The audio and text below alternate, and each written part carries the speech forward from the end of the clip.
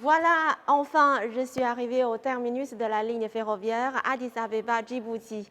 Et maintenant, il y a un ami qui est aussi un présentateur pour la chaîne de télévision nationale RTD, Hamza, qui est en train de m'attendre à l'extérieur de la station. Je vais le rejoindre tout de suite. Allons-y.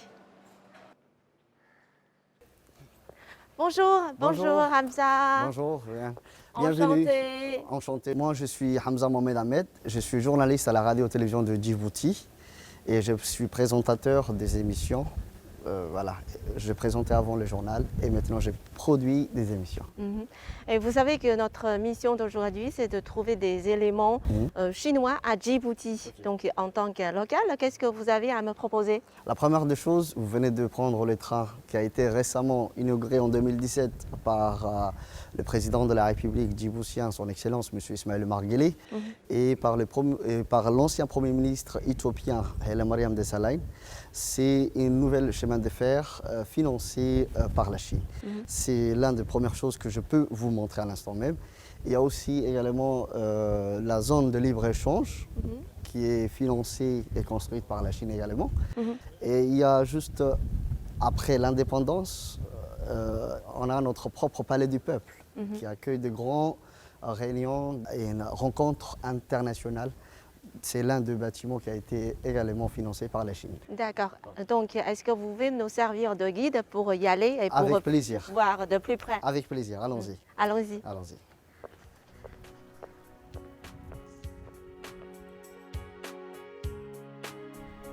L'équipe de tournage de l'Afrique à travers les rails a pris le train en direction de Djibouti en compagnie de Hamza Mohamed Ahmed, animateur de la chaîne de télévision djiboutienne RTD. Ils se sont lancés pour défi de trouver des éléments liés à la Chine dans les pays d'Afrique de l'Est. La première étape de leur voyage est la zone de libre-échange de Djibouti. La zone de libre-échange internationale de Djibouti a été développée et construite conjointement par l'autorité portuaire djiboutienne et China Merchant Group. En mai 2023, un total de 328 entreprises se sont installées dans le parc. Les produits de la zone de libre-échange sont exonérés de toute taxe et bénéficient de conditions commerciales préférentielles avec l'UE, les États-Unis et les pays du COMESA. La zone de libre-échange internationale de Djibouti est devenue une plateforme globale de services commerciaux et industriels compétitifs sur le plan international qui a efficacement stimulé le développement économique et social local et qui est devenu de manière progressive un nouveau moteur pour le développement économique de Djibouti et un hub de distribution important au sein du réseau logistique Est-Africain.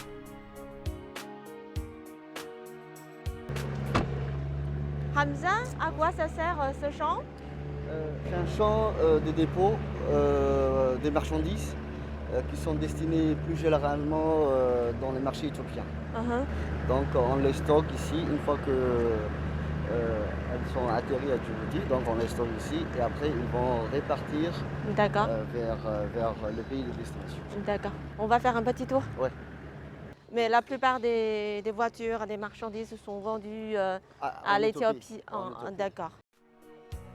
Après avoir visité la zone de libre-échange de Djibouti, Hamza Mohamed Ahmed et la présentatrice de CLTN, Xiang Yuan, se sont rendus sur la plateforme de commerce électronique de la zone de libre-échange.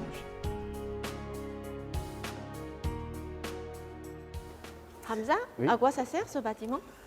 Ces bâtiments, elle s'appelle Djibouti International Tower. C'est un bâtiment inauguré par le président de la République en novembre 2019. Donc, il y a des bureaux, il y a le bureau du président de l'autorité des ports, M. Aboukar Oumar Hadi. Mais il y a aussi une partie dédiée pour l'exposition de toutes les marchandises, que ce soit, c'est pas uniquement 100% chinoise, mais il y a éthiopiens, il y a locaux aussi, qui exposent leurs produits, leurs ventes. Et vous pouvez directement scanner et contacter directement la société Ah oui? sur leur plateforme D'accord. directement. Elle s'appelle Gmart. Gmart. Gmart. D'accord. Et c'est-à-dire, si moi je passe une commande de la Chine, je commande une marchandise djiboutienne ici, ça fera combien de temps pour aller à Pékin en Chine? Trop rapidement, 2 semaines. 2 semaines? 2 semaines, 2 semaines, pas plus que ça. C'est très vite. C'est très très vite. C'est très très vite. Tout est ici, donc pas la peine de prolonger le temps d'attente. Donc vous pouvez directement trouver votre marchandise en Chine dans 2 semaines. C'est chouette. C'est chouette.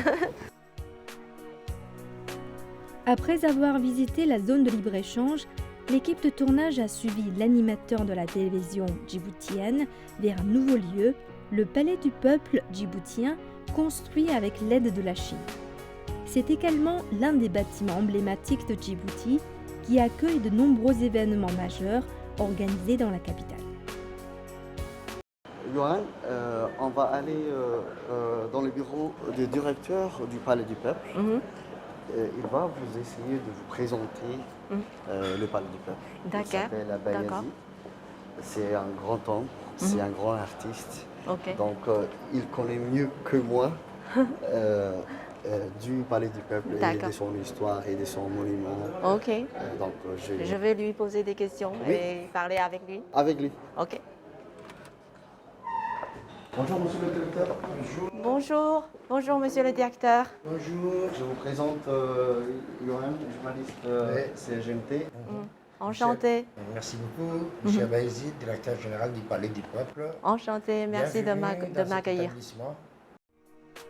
Les deux présentateurs ont visité le Palais du Peuple de Djibouti en compagnie de son directeur, Abayazid Oumed Ali. Ça, c'est la salle de conférence. Elle prend 250 personnes. Il y a toutes les conférences, séminaires et les grandes assises avec les institutions, organisations internationales, nationales, régionales qui se passent ici. Voilà la salle de conférence. Ah, c'est pour combien de personnes? 250 personnes, voilà. Ça, bon, elle a été construite auparavant, en 1985, comme toutes les structures. Mais cette salle-là, elle a été endommagée par l'incendie en 2005. Oh, ouais. C'est restauré? C'est restauré par la Chine après. Voilà, maintenant, elle est à l'état neuf. Il y a toute la maison qui a été rénovée dernièrement en 2014. D'accord. Voilà, il a été rénové, toutes les structures, tous les équipements ont changé.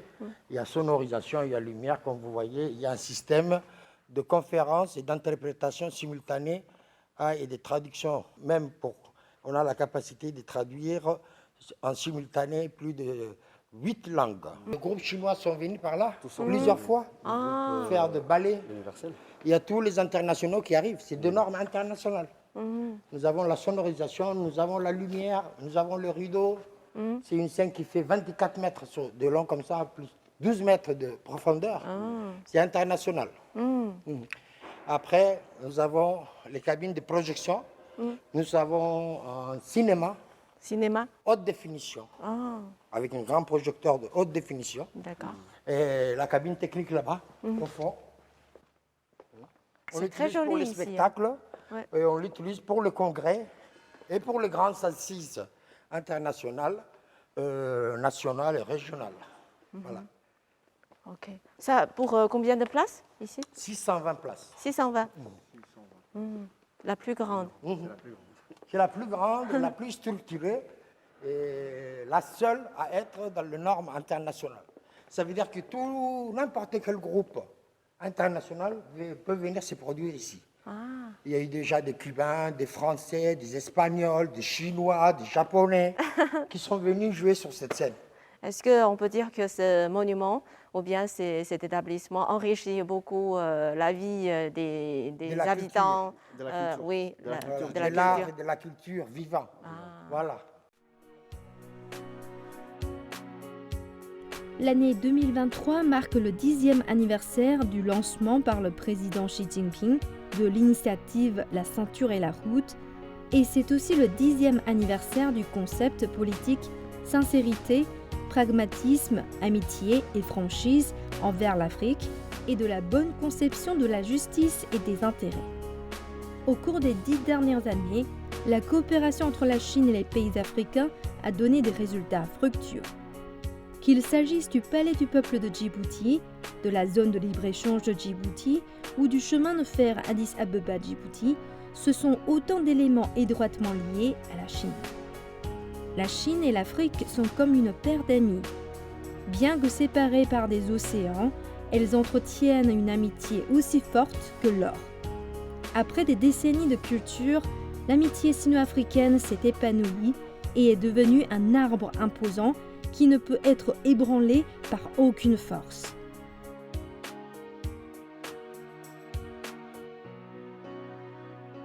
Voilà, notre émission touche à sa fin. Merci beaucoup à notre ami Hamza.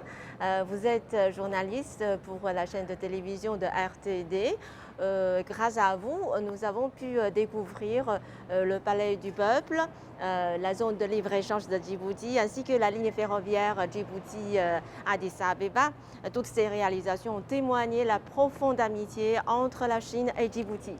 Merci à vous d'avoir visité Djibouti. C'était un plaisir pour moi d'avoir été votre guide tout au long de cette émission. Au revoir. Merci, au revoir.